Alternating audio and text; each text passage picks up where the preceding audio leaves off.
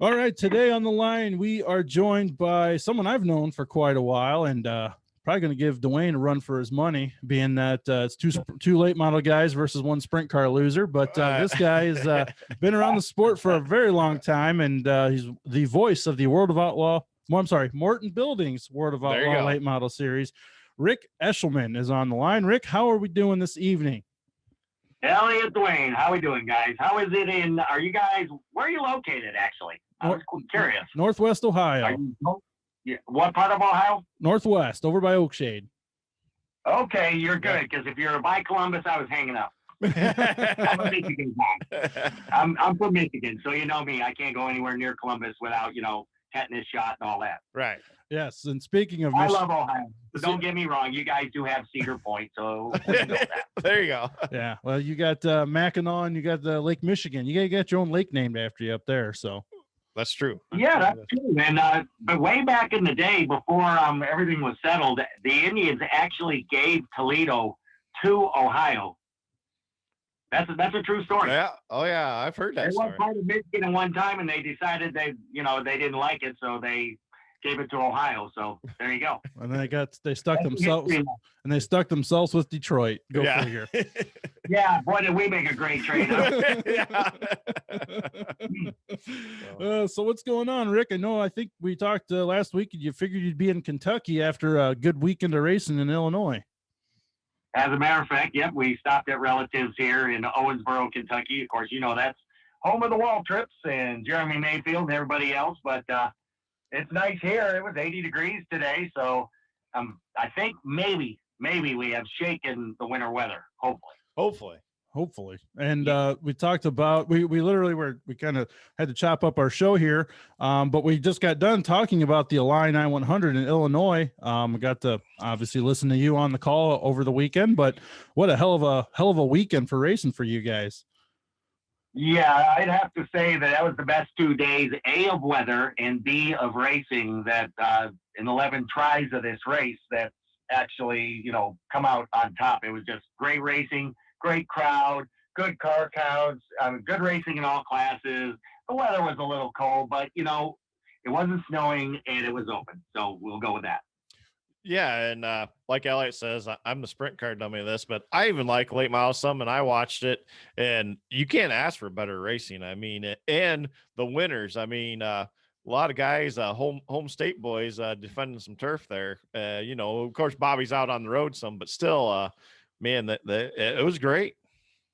Well, you guys know as well as I do, and you can use any series, for example, when cars come into a certain area that's a hotbed for that type of car, it's tough to go against the locals. You know how it is when the sprints go over to PA. The PA posse is like none other. And same with the late models. Late models could go into Illinois, and that's a hotbed for late models. And, it's tough competition, and that's good. It helps our guys stay on top of their game. It helps the locals see how they measure up against the best in the country. And it's just a good mix. And when you have a local win, A, that sells tickets for next year, but B, that's bragging rights. Oh, yeah. And like I said, I personally think it's good for the sport all around, too, because it brings, like I said, more people next year. Hey, our locals beat them last year, and let's go watch our locals beat them again this year. And that's why Pennsylvania is so crowded. Oh, yeah, and that's great. It's great to see people out there cheering and booing. That's part of it. You don't like the guy, you boo him. It's just how it goes. But to have the crowd being vocal and into it shows that, racing, especially on dirt, is very strong right now. And, guys, I preach this to everybody I talk to. We are the only sport still in the world that has capacity, crowds, and no problems after. Yeah. Yep. That's true. Yeah, very true. It's outdoors. I really think that the exhaust, would kill anything if it's even out. That's right. I'd say we're in good shape. Stand around and modify for 5 minutes. That's right. There's a lot of truth to that statement. I 100% agree. So, oh yeah, no doubt about it. But I'm glad that racing is back in full swing and we're kicking it off, and we're heading to uncharted waters, I'd say, in Bristol. Big racetrack, new surface. Nobody has anything as far as notes other than the few guys that practice or maybe went in March. And I'd say that is our wild card as far as the World of Outlaws are concerned and points going into this weekend, because I don't really think you could pick anybody to win. Yeah, like I say, what do you think? I guess what's the preview? I don't know. I was there in 2000, as a kid. I don't remember. Right. Were you around or on the call at that time? I was at Eldora Speedway. I was at Limaland on Friday and Eldora on Saturday, and it was like, well, I saw it, I read about it, I heard about it, but yeah, I wasn't there either. So this is a first for me too. So what do you think? What's the? I guess you kind of gave us a little bit of a rundown, but is there any guys in the pits you've talked to, kind of what they're expecting, what they're scared of, what they're happy to see, what they're hoping to get? I guess down there. I really think that the majority of the veterans, obviously, they're going to say, well, this is a big racetrack, and those that were there, and I don't know how many of them actually were there that are coming, but they'll know, steel wheels are the answer, not aluminum wheels. Yep. Stiffen up the suspension a little bit, maybe put a few extra braces here and there on the body. And they know it's going to be fast. They know it's going to be grueling. And I think they're more mentally prepared than they are physically prepared, because let's face it, dirt track alone is taxing on a body. Now, a dirt track like that, it's not going to be rough. It's just going to be, momentum, G-force. Yes. It's going to wear on those guys. Yep, I'd say the kids have the advantage of this one. If I had to pick somebody, I'd pick somebody under 30 to win. That's probably a good idea. That's good. That's going to go against my theory then.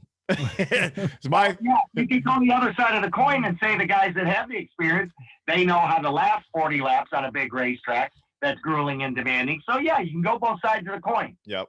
But my gut feeling, and usually I'm 100% wrong, so you go with that. I'm kind of like Nick Corso on game day. Whoever I pick, you go 180 degrees opposite, you'll win.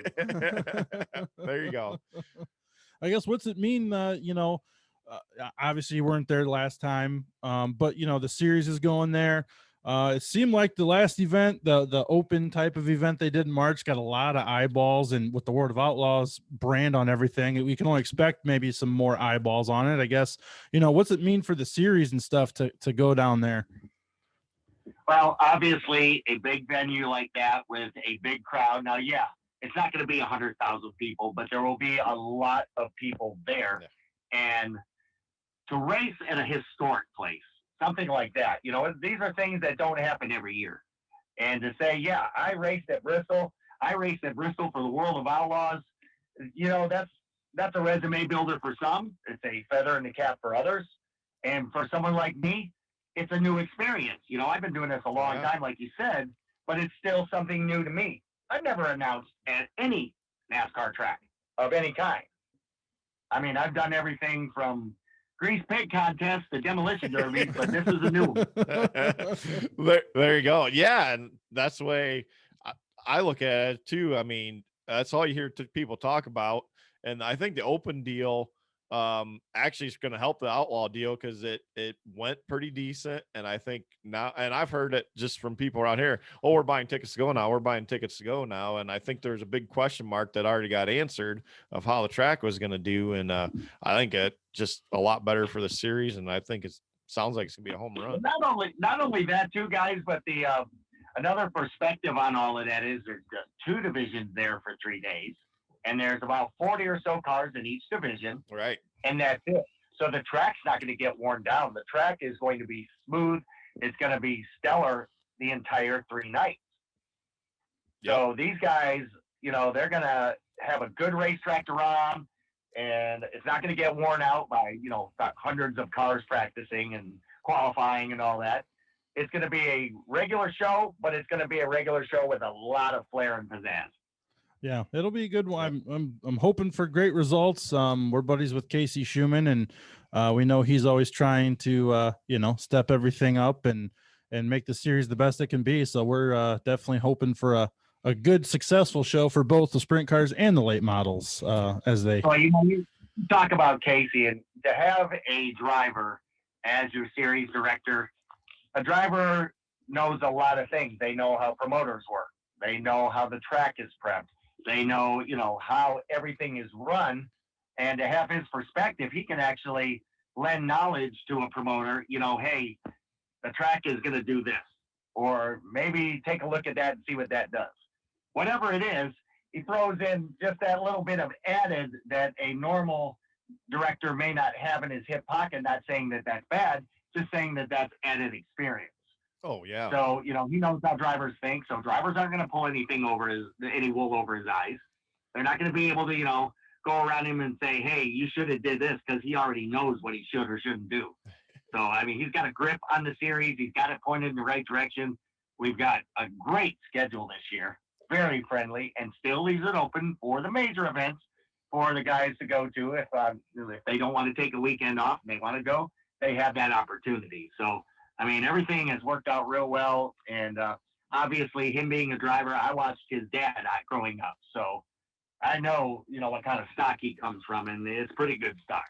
Yeah, and the schedule is one thing I even Matt Curl kind of started it back when he was still kind of promoting, and Casey just has taken it and run, and that schedule of kind of the less is more approach, I like to call it, where you are still racing those 45, 47 races, but you still have those big paying shows out there for you to race. And I mean, I am surprised more people haven't jumped on board with the Outlaws, just because that schedule seems to be,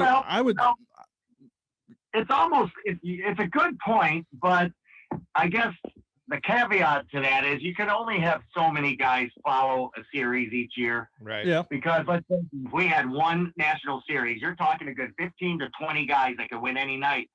And all you're leaving for opening spots in a starting lineup of a feature is anywhere from 5 to 10 cars. That's not going to draw many outsiders to come race when they know there's that few positions open. Yep. But now, as the season goes on, you guys all know both sides start out with about 20 cars. They end up with about 10 or 12. Mm-hmm. Yep. And that's what it's going to be eventually, too. Some guys can't do it because of this or that, and it's understandable, and there's no hard feelings from any driver that drops off the tour, because it's totally understandable why. Oh, yeah. I mean, you can take some examples like David Brazil. He was the 2018 Rookie of the Year, and he was going to run this year, and he was a contracted driver full-time, and unfortunately, he blew a motor, and he had a low-budget team this year. He had one car, one trailer, one motor. Well, obviously, motor goes or you wreck the car, you're done. And that's understandable why he dropped off the tour. But these guys are always welcome to come race with us anytime they want, no question asked. That's the open door policy we have. If you drop off our tour, you're still more than welcome to come run anytime you want. Yeah, I think that's good. And as Elliott said, I think it's worked out great for the sport too. And you see, coming from the sprint car side of it, when I go to late mile races, it's like, holy crap, there's 50, 60, 70 at these big shows. But I think how you guys do it makes it friendly for the sport. Because like you said, you're still running your shows, but you got the crown jewels off. And that's just better for the sport. That it creates everything, creates more cars. The guys can run for the series and the bigger shows. And to me, that's just one thing late model racing has that sometimes sprint car racing don't. Well, if you notice too, over the last year and a half or so, we do a lot of 2-day shows on the weekend, obviously, but we're doing 2 days at one track a lot more than we ever have. And the reason being, you remember the old days, and you have a 2-day show somewhere, it would always be qualifying and heats on Friday and last chance to feature on Saturday. You get one paycheck, one shot to make a show. Yep. Well, that's been changed over the last couple of years, and if it's a 3-day show, it's 2 nights of features and then a big feature. And if it's a 2-day show, it's a small feature on one night and a bigger feature on the next night. That's 2 paychecks. The drivers get 2 paychecks on the weekend instead of 1. And that draws a lot more interest. Perfect example. The last 3 weeks, you look at Cherokee, we had 2 5,000s to win on Friday night, and it was going to be 40,000 on Saturday. Obviously, rain got it, but we did reschedule. Then the last weekend just gone, 6,000 to win on Friday night at Farmer City, 20 on Saturday. This weekend, 10 on Friday night at Bristol, 25 on Saturday. And then when we go on the next trip again, we're going to have a couple of more, like the Hawkeye 100 in Boone, Iowa, and up at Mississippi Thunder Speedway in Fountain City, Wisconsin. when we're at the same track for 2 nights, we try to go 2 paychecks, and it's 2 separate shows. Yeah, that's great. So, I love that part. And the perfect reason, too, guys, think about this. Let's say you had to work on Saturday, and all you could go to was Friday night's race. And you went to Friday night, and you saw hot laps, qualifying, and that's it for the late models. Yeah. Well, that fans want to see more than that if they can only go one night. Now you can pick either night. Well, I can't see the 20,000 on Saturday, but I still get to see a 6,000 or an 8,000 win on Friday night. You get to see a full show. And that's pretty much where it's headed.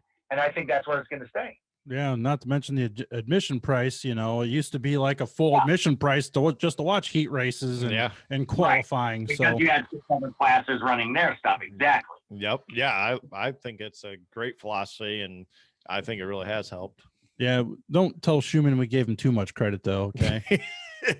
Well, you know, he takes it in stride. He's one of those that doesn't have an ego whatsoever. He's all for the sport, and we just make fun of him once in a while from when he climbed that flag stand when he was driving the non-wing cars. Kind of stuff with the flag man. We kid him about that. So that video still circulates every once in a while from Kokomo. Yes, bud. You better believe it. I can't believe a driver would, bring that up to Casey at all. I mean, I can't believe that. Never question any official ever in racing, and no driver cheats either. We know. Right. Oh, speaking of qualifying, on one night racing, the show on the next night. One thing I remember, knowing you so long when I was younger.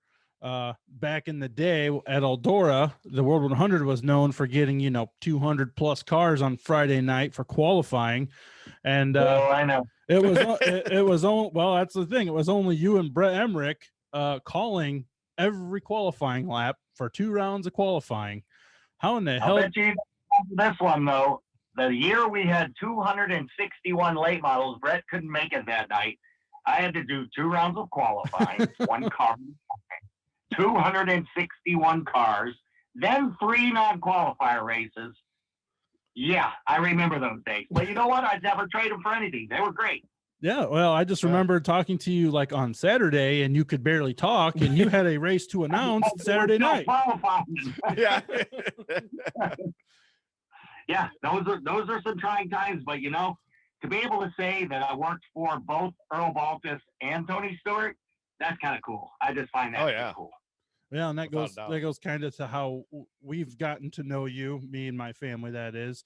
Because you said you're from Michigan. You started out, believe it or not, everyone, he was a pavement guy at one time. Started out pavement and worked his way down, we'll say, geographically, I mean, from Michigan, ended up at Eldora, even further down south. But kind of what was your beginnings and how's the journey been for you, I guess, Rick? It's been really strange. If you really want to look at it, it's kind of like closing your eyes and throwing a dart at the dartboard, and that's where I was. I started off as a kid. My dad took me into racing when I was 3 years old at Flat Rock Speedway in Michigan, and it was a quarter-mile paved track where they had late models, street stocks, and figure eights, and that was it. That's all I knew. Well, then I started getting a little older, and he'd take me to Mount Clemens in Michigan, which is gone, and Toledo Speedway, which is still running. And the pavement was it. I didn't know dirt. And I worked there, and I worked there, and I worked there. I was a turn 1 gate person. I opened up the gate and let the cars out. But the first job I ever had at Flat Rock, I got all the names and numbers of the drivers from each class in their hometown because I have exceptional printing for a left-handed man. And I would hand that to the announcer. And I also collected welding insurance. I'll bet you never heard of that. Oh, wow. Well, no. The driver would come to the gate, and I would ask them if they'd like to purchase welding insurance. If they did, they gave me $2, and I wrote their name on a list. And if their car wrecked that night and they needed any type of welding done, the welder, they had a track welder, he would come over and weld whatever they needed. If not, he charged them whatever he wanted to if they didn't buy it. You better believe the guy in the pits bought welding insurance. I was a hero. That's awesome. And then it ended up, I went back to working the turn 1 gate. I let the cars off the track after they were done. And I had always practiced on a Panasonic cassette tape recorder. I wanted to be like Howard Williams, who was the announcer at Flat Rock. He was my idol. I think he was the greatest announcer that ever picked up a microphone. He died a long time ago, but he was my hero. I wanted to be like him. And in April of '79, their announcer didn't show up for opening night. He had to work or something. And they asked me, would you like to try it? And God, I was in heaven. And I guess I nailed it because I've been doing it ever since. Yeah. So how'd you end up going from the pavement side into the dirt side, and kind of where did you go from there? I found out about dirt 3 years later. I went into the United States Air Force, and they sent me to North Dakota. Yeah. I didn't even know where North Dakota was. So I get there January 1st of '82, and it is 31 below zero on the first day of the year. And I'm like, oh, God, who did I make mad? I worked out in the missile field where we would do grass cutting during the summer and fence repair to keep on the missile sites because we had missiles back then. And in the wintertime, we would clear snow and all of that, to make sure everything was good. Well, it just so happened that my sergeant that I went out to the field with, he was a late model racer from Wisconsin. So every Friday night during the summer, we were in at the base at 4 o'clock and at the racetrack by 5. Nice. And I ended up announcing at that racetrack, which was Grand Forks County Speedway back in the day, now known as River City Speedway in Grand Forks. Yeah. I was the announcer there all 4 years. Oh, wow. That was my first experience. Wow. Yeah, that was cool, too. That would be. I mean, we had great race cars. So how'd you end up back in Ohio then? Well, after I got out of the service, I came back home to Michigan. And then after, let's just say, 20 collective years of marriage, which is 3 different wives. That's another story for some other time. I ended up working at Oakshade. I worked at Lima Land Motorsports Parks for Dr. Jeff Jarvis for a while. And at the end of the '99 season, still working at Oakshade, I had 7 years there.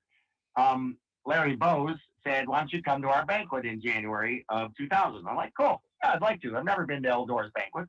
Well, I went, and they did the banquet, and blah, blah, blah, blah, blah. And he had me come up and say a few words.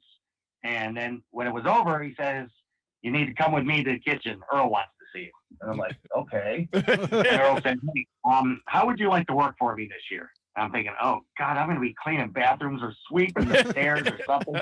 He says, my announcer's not coming back. I need a track announcer. Oh, yeah. You'd have thought I was given the world. Yeah. Awesome. It was awesome. So I was there for 4 years. And at the end of that 4th year, I had an offer to go down to Magnolia Motor Speedway in Columbus, Mississippi to help finish building it, open it, general manage, and announce. Well, I got down there, and unfortunately, what I was promised wasn't exactly what transpired. And in the meantime, the World of Outlaws had started up in 2004, and Dean Miracle, who was the series director, said, I want you to come work. I want you to come work. I said, Dean, I can't. I just moved to Mississippi. I want you to come work. So I did a show at Volunteer Speedway in Bulls Gap, Tennessee in March. And by July, I'd had enough of where I was at. And I said, you know what? I'm coming on. So in July of '04, I basically jumped on board, and it's been one heck of a ride, I can tell you. Yeah, I remember awesome. when you left Eldora. First of all, I don't remember you being at Oakshade for 7 freaking years. Holy crap! But I remember when you said you were leaving Eldora. I remember you handed my mom the business card of where you were going, yep. But I couldn't remember the track. I didn't know it was Magnolia Motor Speedway. I thought it was some other random track. Yep, that was it. So you called the first race there. So you were at Oakshade. We'll go back there when it was, well, my Uncle Bill Hahn obviously was a regular, but Shane Yoder, Chris Patterson, Justin Paxton were kind of the big 3 running the show back then. Frank Cedar would come down from up north and he'd do some damage, and that was a great time. All those great drivers back then. Yeah, and but were you around on that one September night? It was season championship. They had 110 bombers. Oh, I mean, that was a regular Saturday, I think, usually. Yeah. Oh, God. But this story, you guys will appreciate. Not too many people know it. I was working at Oakshade, and I was working for a company called DST Industries. It was in Romulus, Michigan. They built prototype trucks for Ford back in the day when Ford had a heavy truck program. Okay. Well, one Friday, my boss says, Saturday morning, you got to go to Montreal, Quebec, Canada, with some parts. I'm like, dude, I have to announce Saturday night at Oakshade. So you got to work. So I went up there on Friday. Now, here it is Saturday morning. It takes 12 hours of steady driving to get from Montreal just to Romulus, Michigan. From Romulus, Michigan to Oakshade is another probably 2 to maybe 2.5. So you do the math, it's about 14, 15 hours from Montreal to Oakshade. So I got the parts there first thing Saturday morning. That was at about 9 o'clock. I unloaded the van. They gave me parts to bring back. I was going down the 401 in Canada at 120 miles an hour in a full van. I got across the border. I got back to Romulus. I got to Oakshade. I left at about 10 a.m. and it's all Eastern time. I was at Oakshade in the booth at 7 p.m. that night. Wow. I never thought my car could go that fast when I left work. That's awesome. I did not. And I got a ticket. I'd still probably be in jail right now. Yeah, no joke. I don't remember that time, but yeah, well, you mentioned the bomber numbers. It seemed like back in those days there was 80 minimum every week. Oh yeah. Yeah, and we averaged 55 late models a night and about 30 or 40, 50 sportsmen a night. Oh yeah. It was great. And they were racing 360s then still, weren't they? Yes, they were. Aaron Call and all of them were racing. So that's why that's why they let you carry beer in for guys like me, because when you watch the bombers, you had to drink beer because they took a while. Yeah, here's a good story for you. The first year I worked at Oakshade, Pam Hendricks says, tell you what I'm going to do. Pay you $55 a night and you can go to the snack bar all you want. I said, okay, that's cool. Next year comes by, she says, I'm going to give you $75 a night this year. I said, oh, that's great. She said, yeah, and you get one trip to the snack bar. I think they lost money on me that first year. Let me tell you something, though, guys. There's nothing better than an Oakshade kraut dog and a big old burger. I don't care who you are. Oh, man, the Hungarian nachos are pretty legendary, too, though. Yeah, they are pretty darn good, I got to admit. So, yeah, I know you ended up with the World of Outlaws. Then there was a time, well, I guess something I wanted to bring up because I remember it happening and you were signed on. You stepped away from the Outlaws for a little bit for a series that was started, which, you know, and everything on paper was supposed to work, called the NDRL. I believe I have that right. Right. Well, that was, I remember when that came around and started, and it was like this, you know, it was dates between the series dates going on. It was high paying shows, only like 12 or 15 of them, maybe.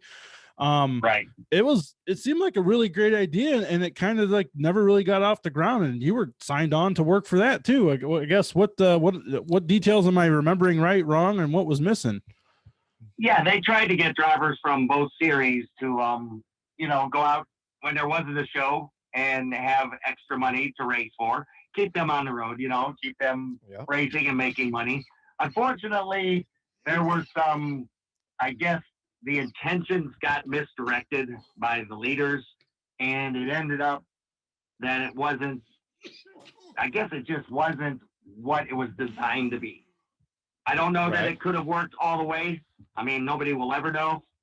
And I'm glad that it didn't, because I look in hindsight, it was not my proudest moment, but it's not something I can take back. So unfortunately, I just have to move on. And I realized just how much I missed the World of Outlaws and the World Racing Group. They're a fantastic bunch to work for. I mean, we have the resources to do what we need to do to have the best show possible. We have the greatest streaming service there is out there. And it is an honor to work for this company. And I realize that. And I can't, take back the mistake. You can only learn from it. And I learned a lot, Yeah. And it's one of them that your eyes got open and like, oh, what did you just do? Well, I was extremely grateful that I was given a second chance, and I'm making the most of it now. Well, yeah. And like I say, sometimes that happens, but, and coming from a guy, like I said, Elliott's more late model guy, but I, as a sprint car guy, and they would be crazy not to take you back. Because to me, you are one of the best announcers I've ever heard. And I'm not saying that just because you're on our show. I travel all over. I hit 80 to 100 races a year. And Elliott and I had this talk a while back. There's some great announcers out there, and we do top fives every once in a while. And it kind of surprised Elliott and some other people. And I had you at the top of my top 5 list because you bring the excitement, and to me, it's so controlled. Well, that's what I like about it. And my mom is Elliott knows she absolutely up till 2 years ago didn't care for a late model if it would have ran her over, and now she loves it. And she goes, that guy's really good, and it informs people that don't know, because you get all the sponsors, the hometown, the nickname, and everything, but it's so controlled, and the excitement. Some people get too loud, some people get too wordy, too quick, and I don't know, you just got the flow down, and we appreciate that, and I'm sure people at Dirt Vision appreciate it a lot too. Oh yeah, it's something I've always loved. I used to go to the track when I was a kid and listen to announcers. I wanted to be like them. I didn't want to be a driver. I didn't want to be a flag man. I wanted to be an announcer. And I guess by the grace of God, my mother was from England, so she had the gift of gab. I got that from her, able to talk and talk and talk. And my father was one of those jokesters. So I got that part from him, and I just kind of combined it. And I took a little bit of everybody's announcing that I ever grew up around. Howard Williams, I took some of his. I took some from Jack Pfeiffer, the late Jack Pfeiffer that I tutored under for a while. Gary Lindahl, who was at Flat Rock for years, that I kind of took some from him. But I'll be the first to tell you, if I had to come up with a top 5, I would not be near the top at all. I'm my own worst critic. I never thought of myself, as the best. I just hope people don't not like me. I don't want them to not like me. They don't have to think I'm the best, because I don't think I am. I will tell you on this show who I think was the best and who is the best right now. And you may be surprised. The best that I've heard as far as everything, the call, the sponsors, the entertainment value, I've got to go with the great Ozzy Alton. Ozzy is one of the best showmen I've ever seen. Yep, I like him. I think he's good. Oh, yeah. It's been a while. I heard that name. Yep. And a lot of announcers, I've got some great friend announcers. Ben Shelton's a friend of mine. Michael Norris from Fairbury's a friend of mine. Brian Lisky, he's a good friend of mine. Yep. Scott Hammer, who I actually got to work at Oakshade when I left. I got him a replacement. It was him. I'd have to say the future and the number one right now in my book, as far as the whole show, the content and everything, is Dustin Jarrett. He's a good friend of mine too. Yeah. I just think that he has got the tools. I mean, James Essex is good. He's a good friend of mine. I'd put him up there. But one of the best there is in my book is Dustin Jarrett. I mean, he just had it all. See, my biggest problem is I've got a face for radio. I can relate. No offense, guys. No offense. That's why we do this too. Yeah, that's why we do this. But Elliott brought damn video in now, so yeah, it's not good. Oh yeah. That's why I kind of stayed off. I'm having a bad hair day. That's right. But there's so many good announcers out there. There is. The cool thing is I'm seeing over the past, say, 5 years, there's kids coming up that want to be announcers now. Yep. Oh yeah. And they're few and far between. And let's face it, eventually, myself, Essex, we're going to be gone. Somebody's going to have to take over. Yeah. And there's lots of good ones out there. Ruben, who has been doing pit reporting for me in Summer Nationals, he's progressing along well. There's a young kid named Hunter Jordan out of Pennsylvania. This kid's got some talent. Travis Scott down south in South Carolina kind of stepped away from announcing, but he is a good announcer. And there's a couple other ones that are coming around. A kid named R.J. Sanders. He lives in Georgia. He's starting to come around a little. Biggest thing is all these kids have to understand, and this is something I learned at age 20, you won't be, you haven't been, you will never be the show as an announcer. You are just there to describe the action, give some content, and keep the crowd entertained, and that's it. The real show is on that racetrack behind those wheels. Well, and if an announcer can learn that and check his ego at the gate and not think it's about him, then he's going to have a long career.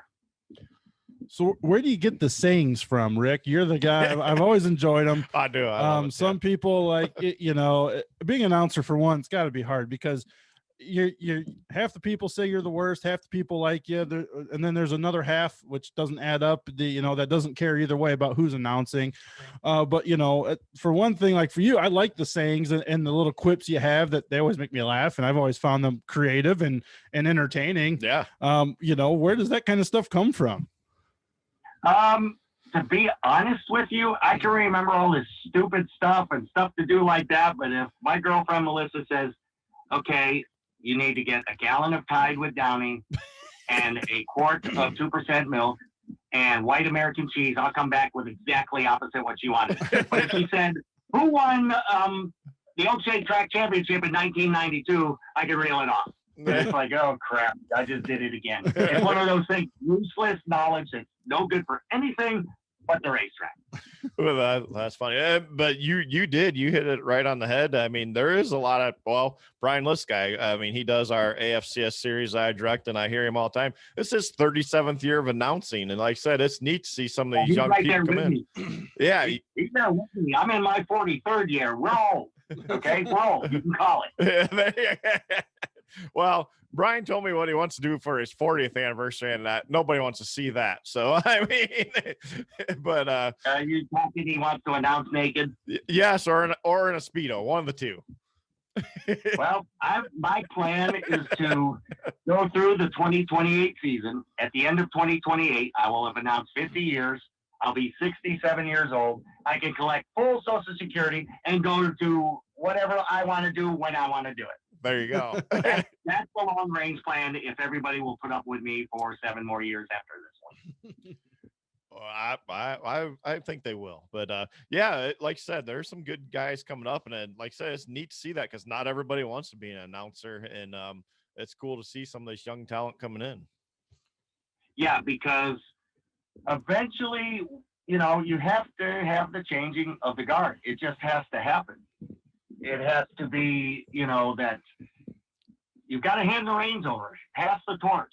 Same thing with drivers. I mean, let's face it, how much longer is a Rick Eckert, a Chubb Frank, a Dale McDowell, a Scott Bloomquist? How much longer are these guys going to race? Right. Well, Scott might retire after he wins Bristol this week. You never know. You never know. There's no guarantee of nothing. That's for sure. Yeah, when you talk about kind of the new blood coming in, and it's probably one of the realizations a lot of guys don't have until they're signed up and on the road. But you've been doing this, like you said, 42 years. That's a lot of time, especially with the Outlaws. Your time with the Outlaws, that's a lot of time on the road. I guess, how do you look at life on the road? And as you get older, it's just becomes a different journey compared to maybe some of the younger years.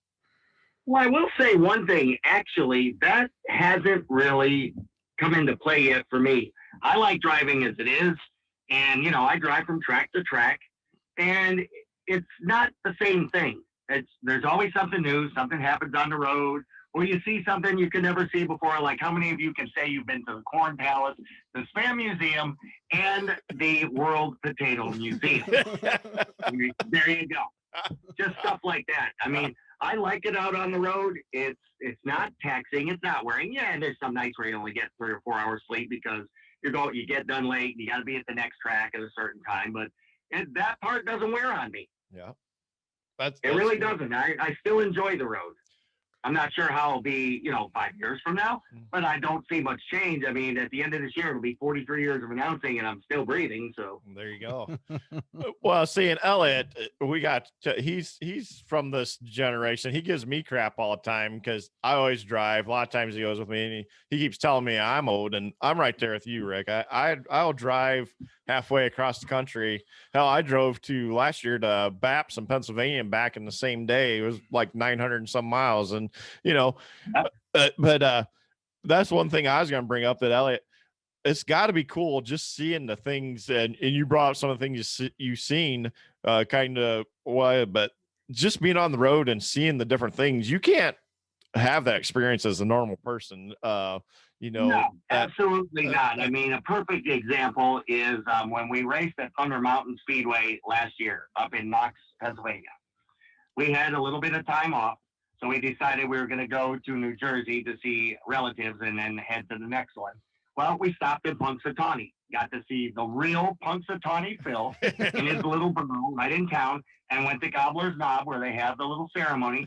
It's just stuff like that. Yeah. Perfect example right there. Plus, we saw a bear on the road in the ditch looking at us. We stopped, it looked at us, and it ran away. It's that kind of thing you're not going to see from an airplane. That's true. I mean, and that's life, man. That's what I like about it too, is you can't buy that type of entertainment. Some of the stuff that happens, people wouldn't believe you. I mean, there's stuff like that happens all the time, and that's the awesome part of the sport, I think, too.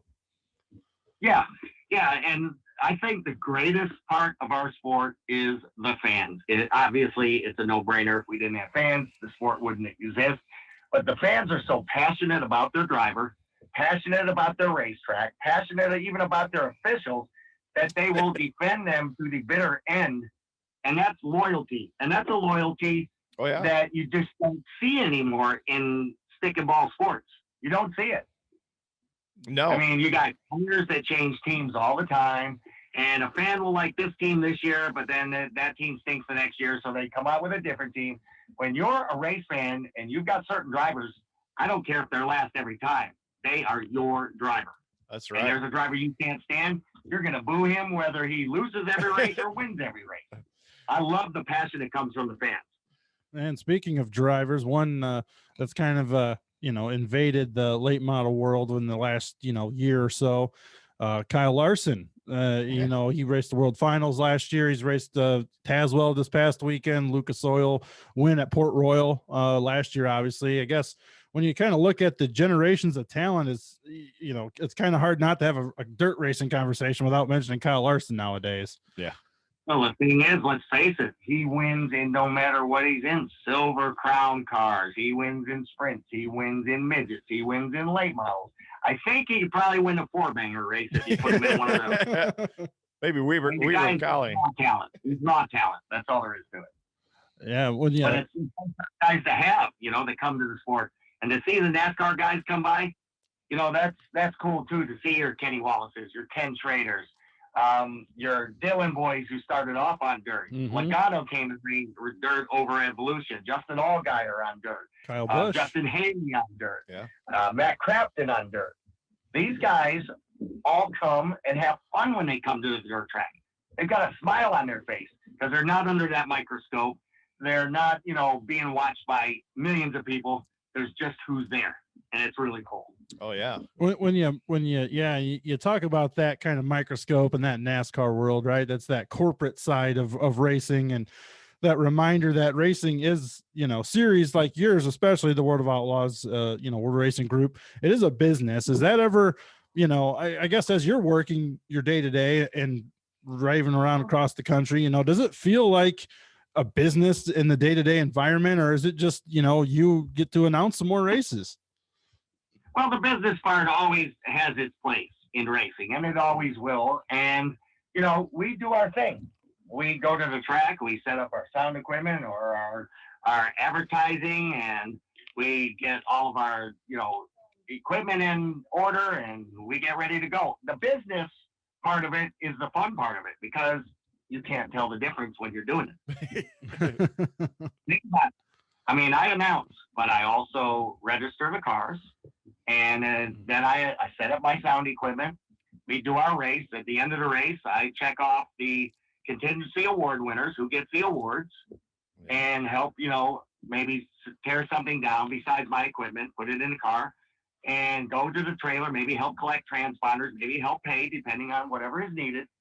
So the business is being conducted all during the race night, and you don't look at it as a business. Right. It's a sport, and it's all part of the sport.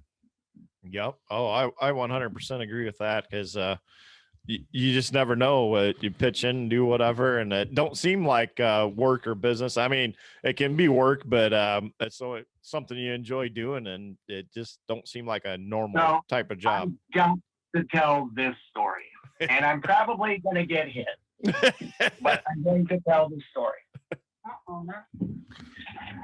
My girlfriend, Melissa, I met her a few years back at Volusia.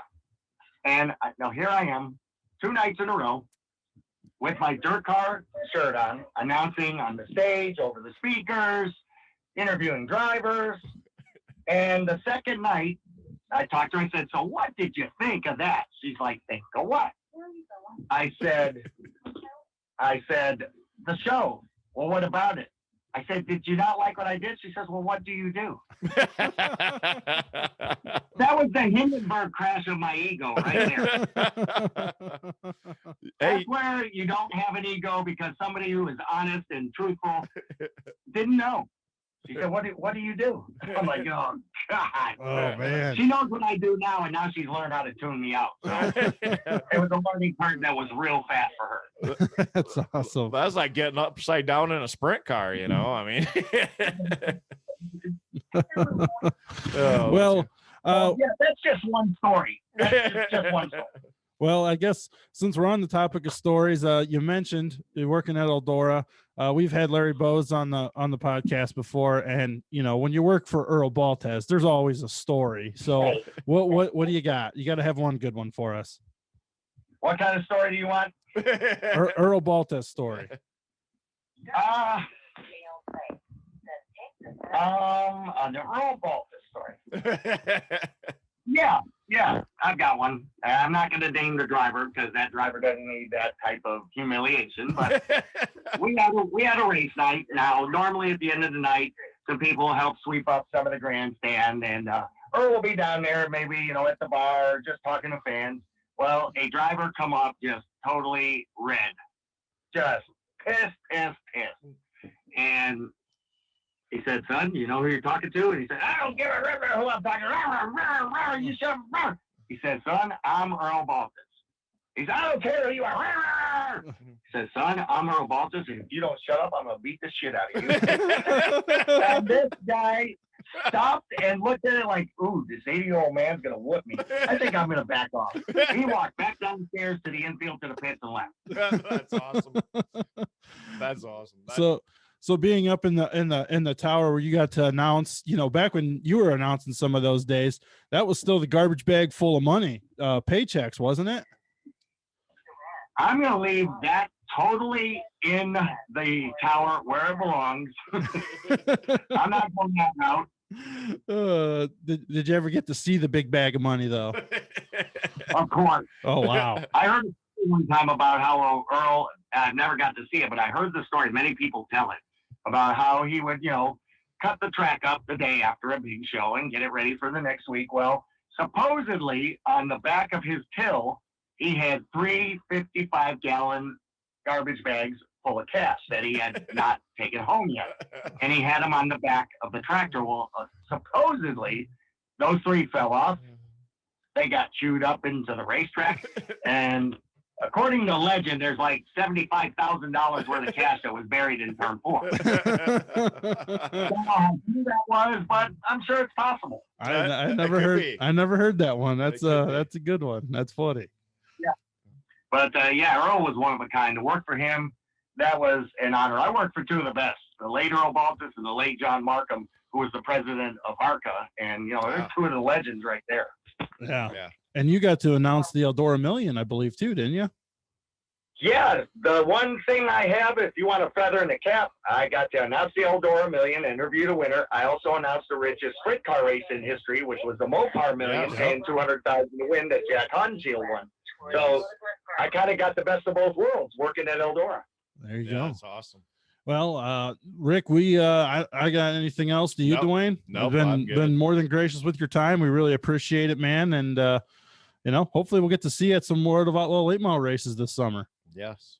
No doubt about it, guys. And hopefully we'll get to see each other somewhere down the road. And yeah, I appreciate the sprints, but late models are my baby and I love them. And I like all racing. You give me a 4-cylinder race, it's just as good as any other there is. So